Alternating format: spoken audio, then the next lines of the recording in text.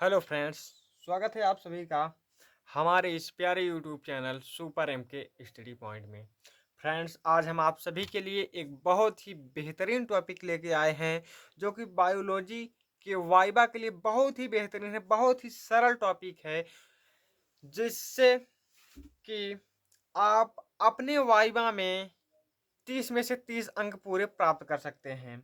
तो चलिए हम लोग फटाफट के अंदाज में वीडियो में आगे बढ़ते हैं और उन टॉपिक्स के विषय में जानते हैं जो कि वाइवा में हमसे पूछे जाने वाले हैं। यदि हम चार्ट में स्पर्म को बना के ले गए, यानी शुक्राणु को बना के ले गए, हमारा आज का टॉपिक शुक्राणु है। यदि हम शुक्राणु को बना के ले गए तो जानवर हमसे कौन कौन से प्रश्न पूछेगा, उन सभी प्रश्नों के डाउट को आज हम क्लियर करने वाले हैं। तो चलिए हम लोग वीडियो में आगे बढ़ते हैं और जानते हैं उन प्रश्नों के विषय में।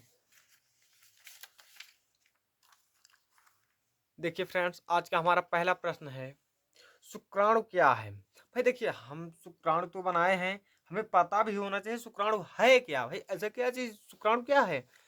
शुक्राणु एक नर युग्मक है। कैसा है? नर युग्मक है जो कि अगुणित है। कैसा है? अगुणित है। अगुणित। और जब इस अंडाणु से ये क्रिया करेगा तो कैसा हो जाएगा? द्विगुणित। कैसा हो जाएगा? द्विगुणित।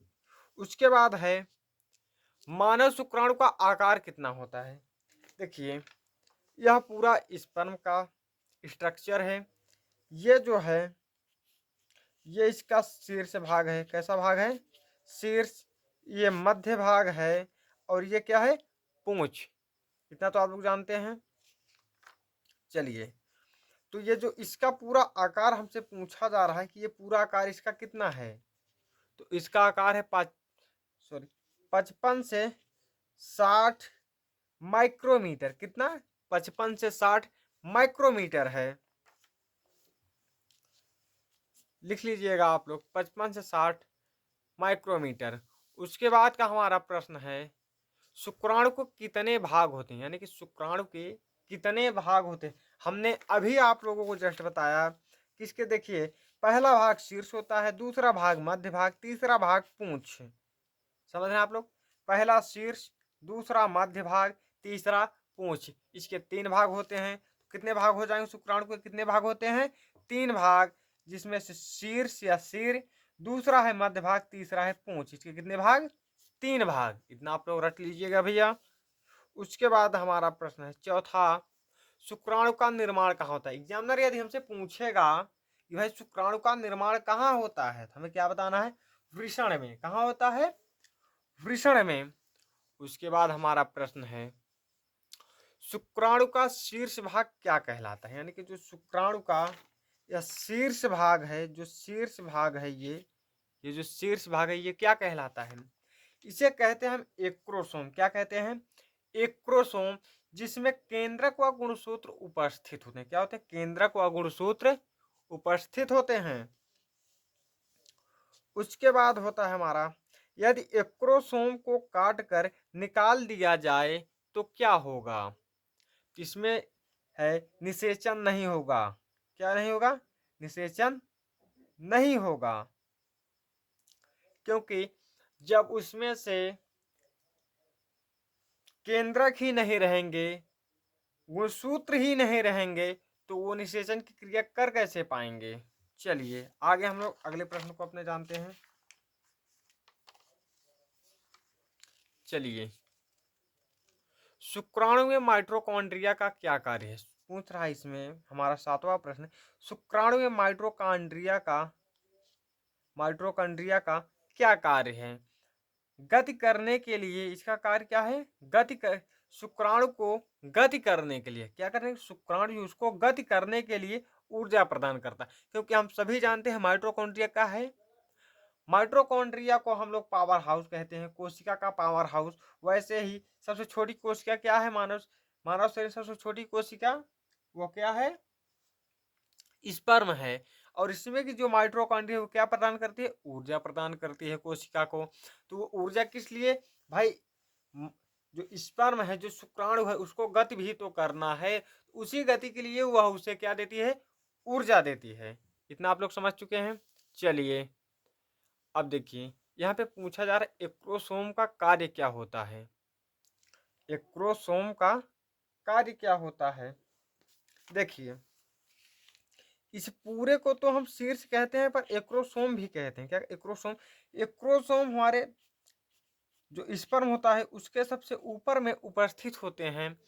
इनमें एक एंजाइम होता है जो कि अंडे की झिल्ली को भेदता है। क्या करता है, अंडे की झिल्ली को भेदता है।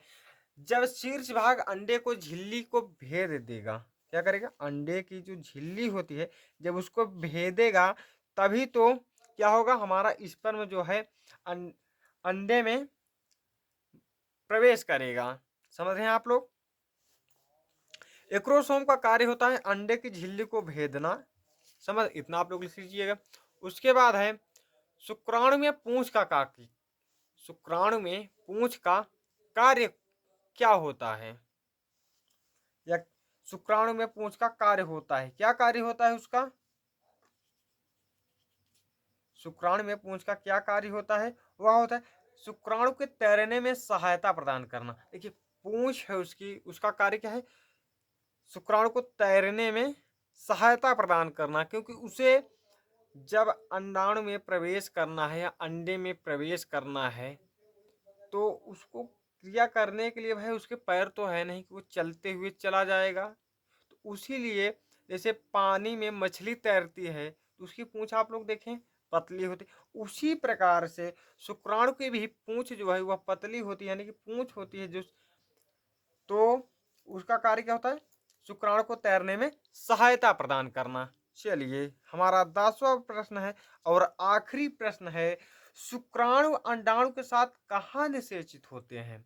हमसे पूछा जा रहा है भाई, अंडे में अंडाणु और शुक्राणु जब दोनों मिलेंगे तो क्या करेंगे, निषेचन करेंगे। पर वह निषेचन की क्रिया होती कहाँ है, वह होती है फैलोपियन ट्यूब यानी फैलोपियन नलिका में। कहाँ होती है, फैलोपियन नलिका में। इतना तो आप लोग समझ चुके हैं।